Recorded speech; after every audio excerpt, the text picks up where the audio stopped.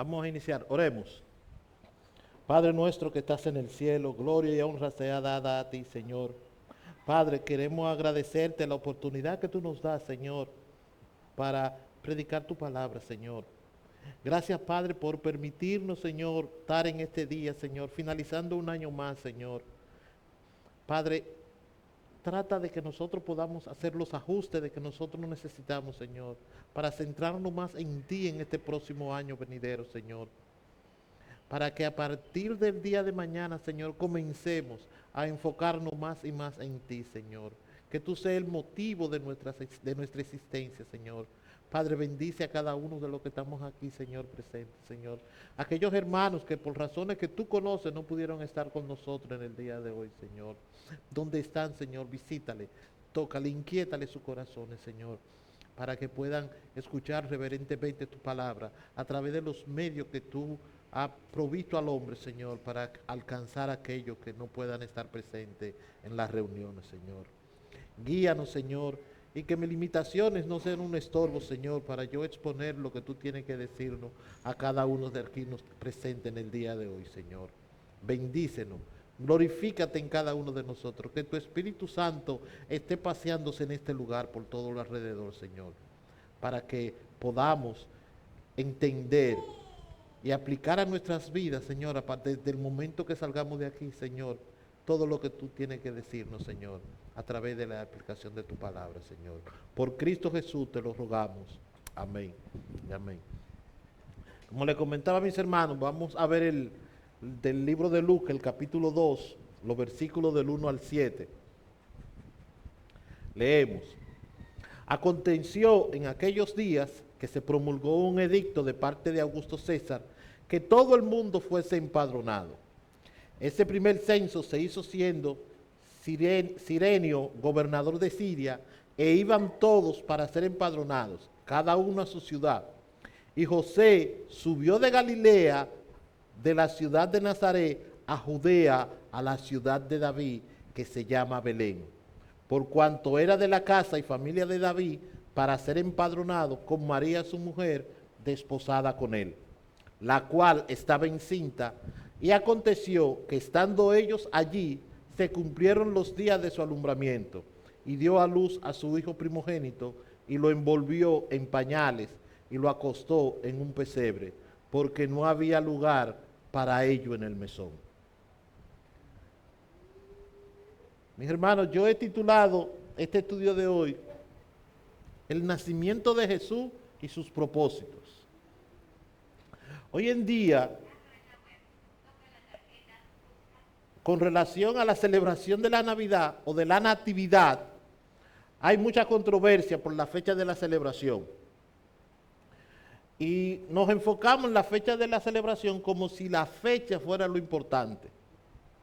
Y si la fecha de la celebración fuera tan importante, la Biblia lo diría. Entonces, no es que no celebremos, sino que no le demos importancia a la fecha, que si fue el 25 de diciembre, que no fue el 25 de diciembre.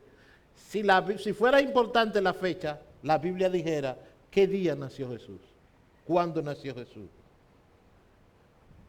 ¿Por qué decimos esto, mis hermanos? Porque la obra de Cristo fue anunciada desde el momento en que el hombre cayó en pecado, que fue lo que dio inicio a la concepción y al nacimiento de Jesús, que es de igual de importante que el acontecimiento. Es por esta razón, mis hermanos, que hoy en día la Navidad se ha convertido en un cuadro nostálgico del pasado, que nunca existió. La vida en los hogares cristianos y en los hogares no cristianos giran en torno a Santa Claus, a los árboles de Navidad, regalos por montón. Pero todas esas tradiciones tienen muy poco que ver con la Biblia, por no decir nada. Y se alejan mucho de la verdadera historia del nacimiento de Cristo. Si bien es cierto que el relato bíblico del nacimiento de Jesús nos revela muchas cosas acerca de lo que es la identidad y el mensaje, las transmisiones navideñas lo que a veces nos hacen es confundir porque tergiversan y contradicen en algunas ocasiones lo que dice la Escritura. El mayor problema es que la Navidad realmente no proviene del cristianismo, sino que proviene de tradiciones religiosas politeístas y paganas. A veces nosotros nos sorprendemos, hermanos, saber que nunca en ninguna parte de la Biblia dice el nacimiento de Cristo. Y que la iglesia del primer siglo nunca celebró Navidad. Actualmente hay algunos cristianos que por razones bíblicas y doctrinales tampoco celebran Navidad. La iglesia del primer siglo, como dije anteriormente, tenía la convicción de que Cristo había sido enviado para liberarnos del error, para liberarnos de la oscuridad y del pecado. Por lo tanto, si habiendo dejado atrás lo que es el paganismo para seguir a Cristo, también debemos dejar las tradiciones paganas y debemos de tratar de honrar a Cristo. Es por esa razón que el apóstol Pablo le escribió en su carta a los Efesios, en el capítulo 5, en los versículos del 8 al 11, leemos: en otro tiempo erais tinieblas, mas ahora soy luz en el Señor. Andad como hijos de luz, porque el fruto del Espíritu es en toda bondad, justicia y verdad, comprobando lo que es agradable al Señor, y no participéis de las obras infructuosas de la tiniebla, sino más bien reprenderla. Mis hermanos, si los cristianos del primer siglo hubiesen seguido esa práctica de obra infructuosa de las tinieblas, siguiendo lo que eran las tradiciones del paganismo y la adoración a dioses falsos, ellos habían ido en contra de lo que es la fidelidad y la devoción que profesaban al su Salvador y Rey Jesucristo. Es por esa razón que nosotros debemos de hacernos la siguiente pregunta, mis hermanos. ¿Cómo llegó la Navidad a ser una tradición cristiana? La primera referencia de esa celebración, que fue mencionada el 25 de diciembre del año 336 después de Cristo, según el antiguo calendario romano, como una fecha de celebración, esto nos deja decir, mis hermanos, que la Navidad no fue mencionada sino hasta después de más de 300 años de la muerte de Cristo. ¿Y por qué eligieron el 25 de diciembre para celebrarla? Si la Biblia no dice la fecha en que Jesús nació. Posiblemente o probablemente esa fecha fue influenciada por los festivales paganos de la época. En el antiguo Imperio Romano se realizaban celebraciones de fin de año en honor a Saturno, que era dios de la cosecha, Mitra, dios de la luz. Y muchos pueblos del norte de Europa tenían festivales en honor al fin de la época de la cosecha, a mediados de diciembre, y sus tradiciones fueron mezclando poco a poco con las celebraciones navideñas, habiéndose alejado del único y verdadero Dios, creador de todas las cosas. Varios de los pueblos del antiguo Imperio Romano comenzaron a practicar la adoración al sol, reconociendo su trayectoria o su dependencia de la trayectoria anual del sol. Y en vista de eso celebraban fiesta al solsticio de invierno durante el mes de diciembre. La decisión de celebrar la Navidad el 25 de diciembre fue tomada en algún momento en el siglo IV por los obispos de la Iglesia de Roma, que según ellos tenían una razón muy específica para establecer la celebración del nacimiento de Cristo durante el solsticio de invierno, que era para cristianizar las tradiciones populares paganas. Pero los intentos de complacer a la gente no fueron exitosas porque las tradiciones paganas continuaron. Fíjense que en el siglo IV, la Iglesia de Roma en busca de santificar, como yo digo, o de cristianizar lo que eran esas festividades paganas para congregarse con ellos, introducen el 25 de diciembre como la celebración del nacimiento de Cristo. Pero eso no fue posible o no tuvo mucho apego porque las tradiciones paganas continuaron, debido a que esas festividades paganas se caracterizaban por lo que era el libertinaje desmensurado, que también estaba presente en lo que era la celebración cristiana. La Navidad siempre ha sido una época de grandes festejos y de indulgencias bacanales, más que una santa noche de paz. Por cierto, la reputación de la Navidad en América era mala durante lo que era la época colonial, porque su celebración estaba prohibida. En la Nueva Inglaterra puritana, donde un ministro describía la fiesta navideña como un insulto a la gracia de Dios. Ese ministro, llamado Cotton Mather, era un puritano de la iglesia de Nueva Inglaterra, donde no se celebraban.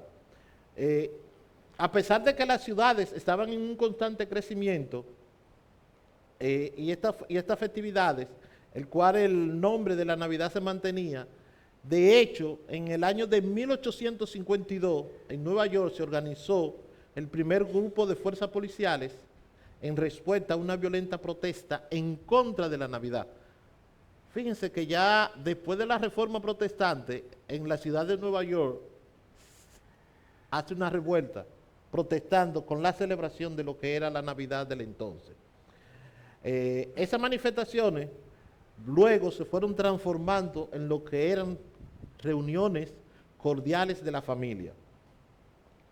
Y se establecían alrededor de lo que era el árbol, el cual se ha convertido en el día de hoy en nostalgia, motivo de nostalgia. Y le incluyeron una nueva tradición, que es el de intercambiar regalos. Se utiliza mucho esta tradición de intercambiar regalos porque el comercio tuvo una respuesta y consecuencia positiva para ello. Fue tan grande esa respuesta o esa aprobación a los intercambios de regalos que los grandes almacenes superaban a la iglesia en decoración y en uso de símbolos, valiéndose de órganos, coros, estatuas de santos y ángeles para disfrazar lo que es el consumismo con la gloria de la Navidad. Pero debemos preguntarnos, mis hermanos, en los actuales momentos, ¿está Cristo presente en Navidad? Por eso, habemos muchas personas, o existen muchas personas que quieren traer a Cristo a la Navidad, pero el 25 de diciembre nunca ha sido una celebración de origen cristiano. Más bien, proviene de una tradición politeísta.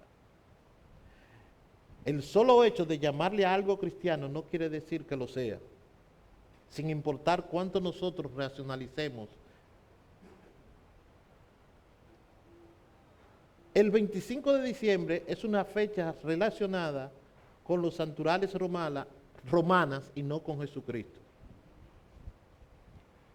El 25 de diciembre no fue un día para honrar a Cristo, no se escogió para honrar a Cristo. Es una fecha escogida por lo que quieren abandonar las tradiciones paganas. Y de hecho, las escrituras comprueban que Jesús no nació en esa fecha ni cerca de ella. ¿Sería la Navidad una buena oportunidad? El relato de Lucas en el capítulo 2, los versículos de 8 al 11, como leímos al principio, leemos: habían pastores en la misma región que velaban y guardaban la vigilancia de la noche sobre su rebaño. Y he aquí se le presentó un ángel del Señor, y la gloria del Señor los rodeó de resplandor y tuvieron gran temor. Pero el ángel le dijo, no temáis, porque aquí os doy nuevas de gran gozo, que será para todo el pueblo, que os ha nacido hoy en la ciudad de David un Salvador, que es Cristo el Señor. Si de ese relato nos llevamos que los pastores aún no habían llevado su rebaño de vuelta a casa, es bastante probable que ese evento no sucediera, que ese evento sucediera antes del mes de octubre. Esto es lo que nos debe de ver, que el Señor Jesucristo no nació un 25 de diciembre. Entonces, debido a esta, la fiesta de Navidad o de la Natividad del 25 de diciembre no debía ser celebrada porque choca con lo que es la historia y a la creencia del nacimiento de Cristo, que no ocurrió un 25 de diciembre. ¿Por qué? Porque el clima no hubiese permitido que ese acontecimiento se diera. No tan solo el acontecimiento de que los pastores estuviesen velando en medio de la noche, sino que María y José no iban a recorrer por todo el desierto en pleno invierno, María encinta, próximo a dar a luz. Son cosas que uno dice, bueno, si el Señor lo permitió, Él iba a ayudarle en el camino. Pero no solamente lo que tiene que ver con el nacimiento de Cristo, sino también con lo que tiene que ver con los Reyes Magos. Esa celebración se aleja también bastante de lo que era la realidad. No podemos, si le preguntamos a cualquiera, ¿cuántos reyes o cuántos magos eran que fueron a llevar presente a Belén? Todos decimos 3. 3. Pero estamos equivocados.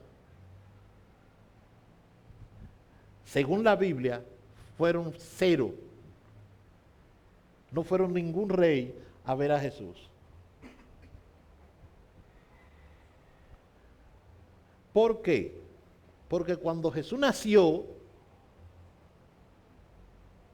Herodes pidió, cuando vinieron los de Oriente a Jerusalén, unos magos que entraron a la casa a ver al niño. No fue al establo que entraron los magos a ver al niño, entraron a la casa a ver al niño. Y el niño estaba con su madre. Ahí ellos se postraron y lo adoraron. Es posible que la confusión de los 3 magos se deba a los 3 regalos que le llevaron, o a los regalos que le llevaron, que fue oro, incienso y mirra. Por esa razón, a veces nosotros decimos, fueron 3, cada uno llevó oro, otro incienso y otro mirra. No. Fueron unos magos, tal como lo recoge la Biblia. No dice cuántos fueron. Entonces, si la Biblia no nos indica qué cantidad de magos visitaron a Jesús, tampoco nos dice que lo encontraron en el pesebre, sino en una casa.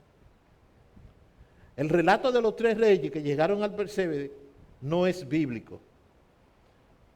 Además, lo podemos ver en lo que Mateo recoge en el capítulo 2, en el versículo 16, leemos que el rey Herodes mandó a matar a todos los niños de Belén que tuvieran 2 años o menos.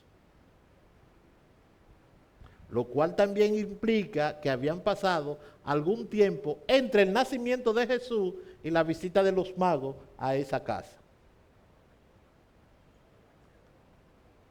Otro error que nosotros tenemos es ese. No eran 3 magos y no fue al pesebre que lo vieron. Entonces, mis hermanos, si Dios hubiese querido que conmemoremos el nacimiento de Cristo, Él nos lo hubiese dicho cuándo sucedió y cómo deberíamos celebrarlo. Porque todo lo que Dios quiere que nosotros sepamos, nos lo dejó escrito en la Biblia. Entonces, si fuera importante dicha celebración o la fecha de celebración, la Biblia lo dijera.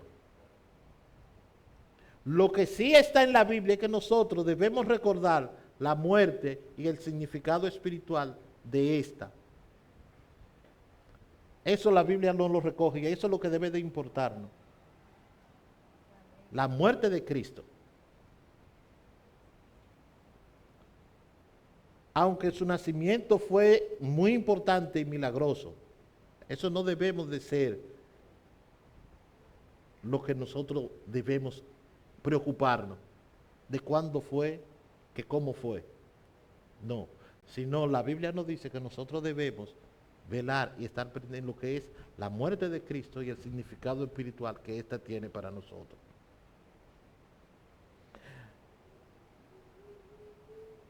Y yéndonos podemos ver en la Biblia que nos da algunas respuestas. Por ejemplo, Marcos en el capítulo 7, los versículos 6 al 9, nos dice, Jesús mismo dijo lo siguiente a los religiosos fariseos: hipócritas, bien profetizó de vosotros Isaías, como está escrito, estos pueblos de labios me honran, mas su corazón está lejos de mí. Pues en vano me honran, enseñando como doctrina mandamiento de hombres, dejando el mandamiento de Dios. O aferráis a las tradiciones de los hombres, los lavamientos de los jarros y de los vasos de beber, y hacéis otras muchas cosas semejantes. Mi hermano, a los ojos de Dios hay diferencia. Sin importar lo que piense la mayoría, una costumbre pagana nunca podrá convertirse en una tradición cristiana.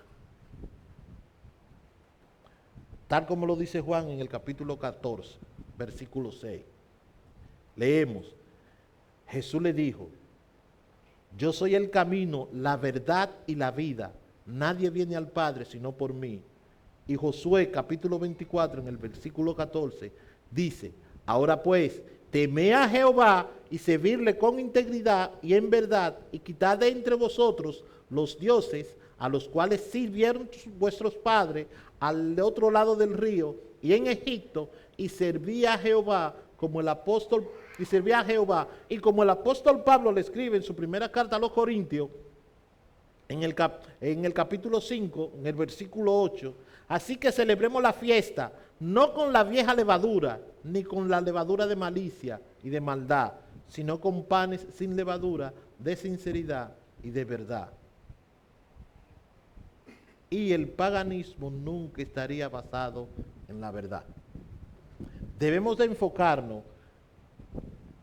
mis hermanos, no en la celebración, sino en el propósito realmente que tiene el nacimiento de Jesús. Uno de esos propósitos que tienes, o de las razones de los propósitos del nacimiento de Jesús, es que Jesús vino a buscar y a salvar lo que se había perdido. Jesús vino a ser la puerta de sus ovejas, vino a dar vida en abundancia, vino a acercar el reino de los cielos, vino para que todos los que le recibieran fueran llamados hijos de Dios.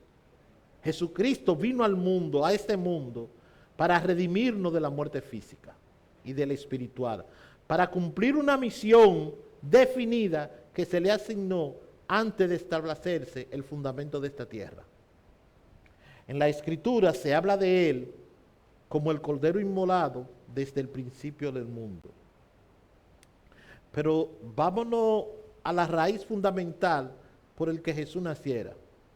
Y lo podemos resumir en 4 propósitos. Jesucristo, uno de los propósitos fue que vino a hacer la voluntad del que lo envió. Jesús vino a revelar a Dios, creador, que se encontraba sentado en su trono. Esto es lo que quiere decir que Jesús vino a quitarnos el velo. Y sobre esto se refiere a proporcionar información de algo que estaba ignorado o en secreto. Jesús hizo precisamente con eso, con el Padre. El Padre decidió mostrarse a la humanidad para perdón de pecado y vida eterna. Y solo Jesucristo podía hacerlo.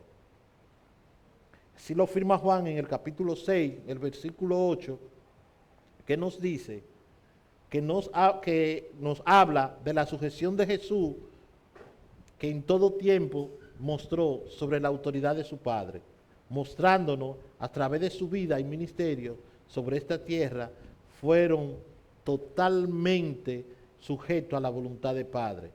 Y como él mismo lo dijo, no decía nada sino solamente lo que su padre le decía, y no hizo nada sino lo que vio hacer a su padre. Hoy escuchamos en ambientes cristianos expresiones populares como esta: solo quiero hacer la voluntad de Dios, y paramos un pechito. Pero cuando analizamos cuál es la voluntad de Dios, que está completamente escrita en la Biblia, ahí no queremos hacer la voluntad de Dios. Porque cuando vamos a la Biblia nos confronta. Y cuando nosotros somos confrontados con la Biblia, solamente queremos tomar lo que nos conviene y desechamos lo que no nos conviene. Si queremos hacer la voluntad de Dios tal como Cristo lo hizo, vámonos a las Escrituras que están ahí. La Biblia nos dice.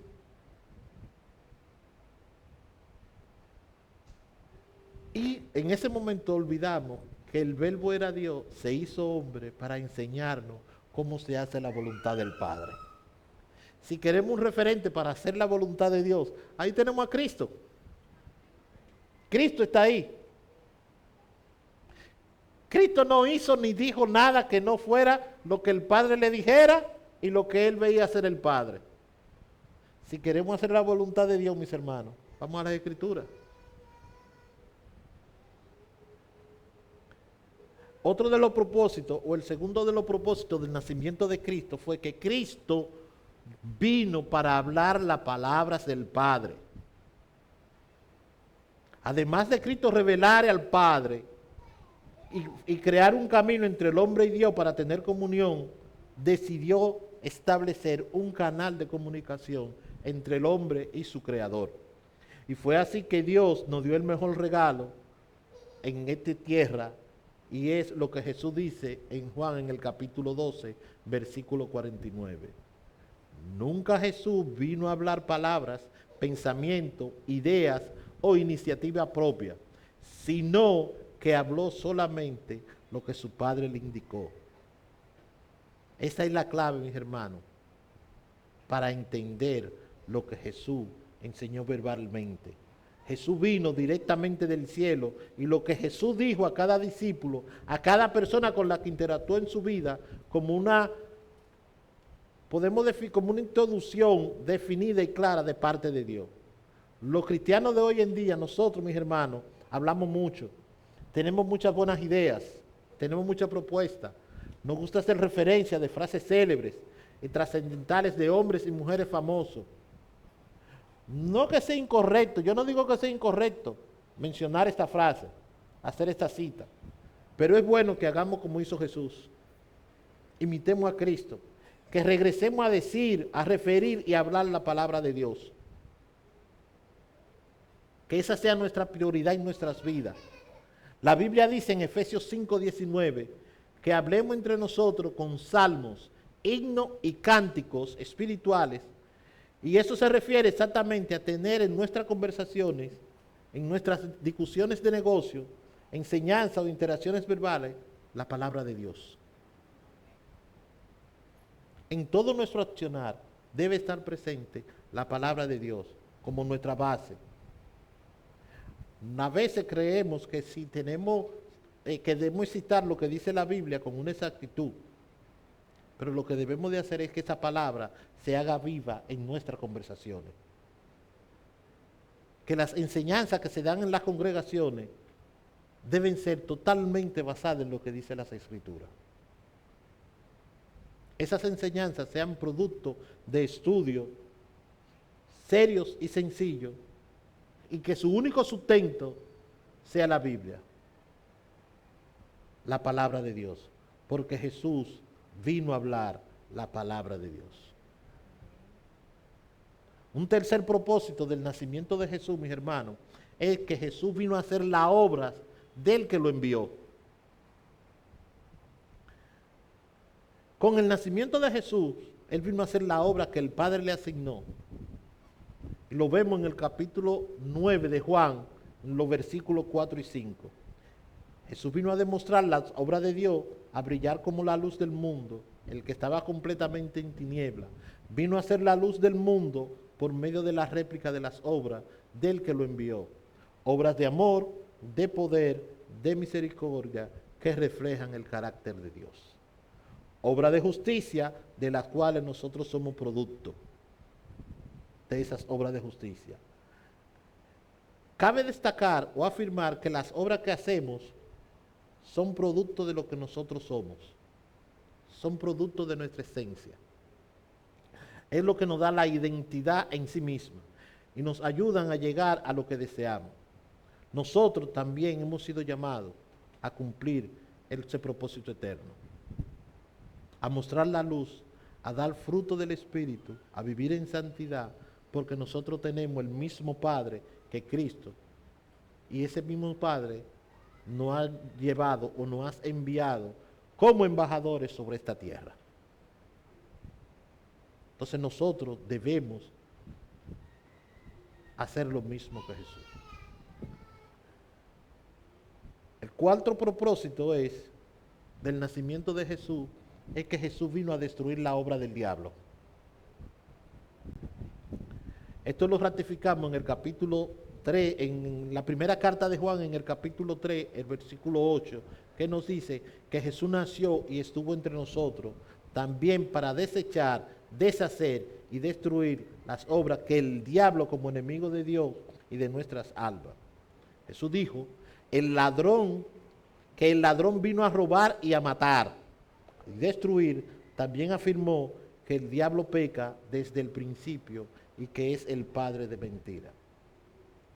Nosotros podemos decir que las principales obras del diablo son la mentira, robar, matar, destruir, engañar y la promoción de todo tipo de pecado. A veces nosotros queremos culpar al diablo de nuestra propia concupiscencia, porque el diablo nos pone a nosotros lo que nos gusta. A la hermana Nancy le encanta el bizcocho. El diablo le pone unos bizcochos, ella sabe que no lo puede comer, pero el diablo se lo pone esos bizcochos así y se lo come y le echa la culpa al diablo. Eso es lo que nos pasa a nosotros.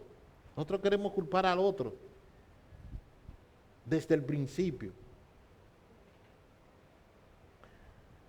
Entonces, que esa promoción del pecado que nos aleja de la comunicación de Dios y debilita nuestra fe, sí. Pero debemos enfatizar que la destrucción de la obra del diablo, Jesús la realizó en la cruz. Cuando nos sentamos tentados por Satanás, vamos a la cruz, volvamos a la cruz del Calvario. Miremos la cruz del Calvario. Y hasta nos podríamos preguntar, ¿qué haría Jesús en esta situación? Ahí en la cruz del Calvario, donde Jesús se humilló, triunfó públicamente sobre el diablo y sus obras. Además, con ese triunfo, Jesús le quitó la llave a la muerte, que era un bastión del enemigo, y lo dejó completamente derrotado. Mis hermanos, como hemos visto hasta ahora, que Dios, siendo el creador de todas las cosas, asumió la naturaleza humana que Él mismo había creado y vino a nuestro encuentro para enriquecernos con sus gracias. Él mismo se propuso para sacarnos de nuestras miserias, de nuestro pecado y desaliento, y hacernos hijos suyos, coherederos juntamente con Cristo. Dios entró a nuestra atmósfera contaminada por el pecado para llevar sobre sí nuestra propia condenación y podernos justificar ante Dios.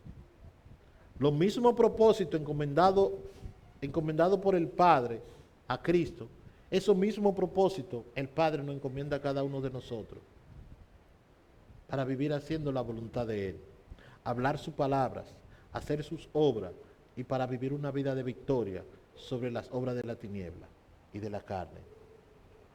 Es por esto que Jesús se acercó a los enfermos para sanarlos, a los endemoniados para liberarlos, a los hambrientos para darle de comer, pero sobre todo buscó a los perdidos para salvarlos. Por lo que celebrar el nacimiento de Jesús cada época de Navidad nos debe recordar cuán importante es realmente la historia de la Natividad. Cuán importantes fueron los propósitos que tuvo el nacimiento de Cristo. Aunque no sepamos mucho acerca de las circunstancias del nacimiento de Jesús, sabemos acerca de lo que fueron las señales y los prodigios milagrosos que se produjeron con el nacimiento de Jesús. Así como las personas dieron testimonio de que el Hijo de Dios había venido a la tierra, la gratitud y el amor por Cristo deben aumentar en nuestro corazón en gran medida. Procuremos aprender acerca de este acontecimiento sagrado. Todos los profetas desde los días de Adán han testificado de Jesucristo y esperaban con gran expectativa el tiempo en que el Mesías vendría y se haría posible la salvación y la vida eterna para la humanidad. Enoc vio el día de la venida del Hijo del Hombre en la carne y se regocijó su alma, porque un niño nos ha nacido, hijo nos has dado. Mis hermanos, al estudiar la profecía y las enseñanzas acerca del nacimiento, podemos comenzar a ver cuán esencial era para Dios el Padre enviar a su Hijo Jesucristo a la tierra. En esta época en la que abunda la inequidad, hay grandes tribulaciones en la tierra, hay guerras, rumores de guerra, todos tenemos necesidad, como nunca, del cuidado del Señor que nos guía y que nos protege. Debemos saber que a pesar de todo este problema y de toda esta prueba, el Señor gobierna los asuntos de la tierra. Y que si guardamos su mandamiento y somos leales y fieles a su ley, Él nos bendecirá en su tiempo y nos recompensará con la vida eterna y su reino. Y estos son los valores del reino. La verdad nos hará libre, el amor nos unirá como hermanos, la justicia nos hará solidario y la libertad hará sentirnos hijos de Dios. Dios le bendiga. Amantísimo Dios, Padre Celestial, gracias, Padre, por hablar a nuestras vidas, Señor.